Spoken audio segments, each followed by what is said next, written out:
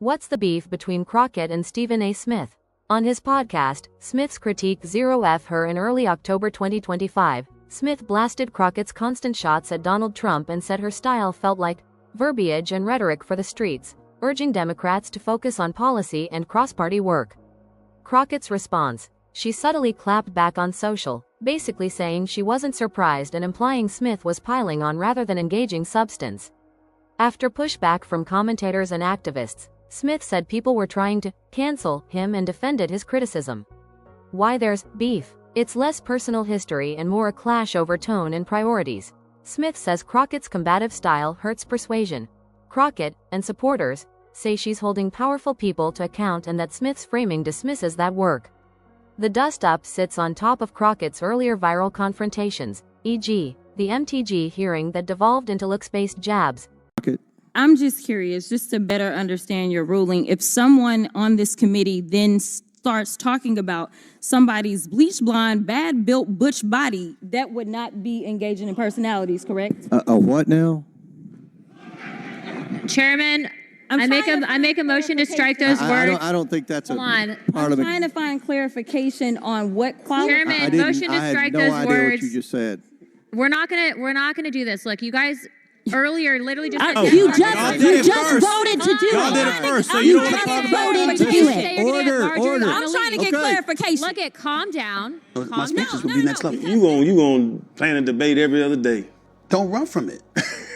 Don't run from it. You got to be honest, man. It's like, listen, it's important. You got to care. And here's the biggest thing that I would say. This is the number one reason that I believe that I could be successful. If I'm talking to you and you got a great idea, yo, man, you got a great idea. I'm not shoving it aside just because you're on the opposite side. I got to work with you anyway. You know, the other day I got heat because they said I was insulting Jasmine Crockett. Why you got to call out the sister? Because the sister's the one sounding like that. I know she's intelligent. I know she's accomplished. I know she's smart. That's not what I said. What I said was, that's not how you sounded. You sounded belligerent talking about the president. You're a representative representing the state of Texas in your district in Texas. They didn't send you there for that. They sent you there to find a way to get what you can for us while he's in office, while assisting him getting out of office so you could get somebody in there who's more favorable to my district. Same thing with AOC. Same thing with Eric Swalwell in California. Same thing with any elected official. Your job is not to go there and say, derail the president. I could do that. You're a representative. You're an elected official. You're on Capitol Hill. What are you doing? You're supposed to be working. You cannot be working if all you're saying is, I don't care what he comes up with. I'm not agreeing to it. You can't figure out listen, he's the president. I don't like it.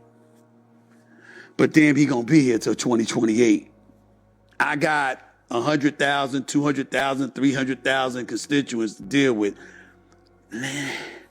Let me see what I can get. I think the large part of it too is we are now in a place where we are asking for more decorum, more professionalism, more respect from those people in the lower districts and representatives than we are from the highest office in the country. Right. And I think that's the difficult thing to say. Obviously, like Jasmine Crockett in her position and who she represents, she's supposed to be disruptive. She's supposed to be opposition. But you do have to try to bring something back home for those people. That's all I'm saying. Hold up.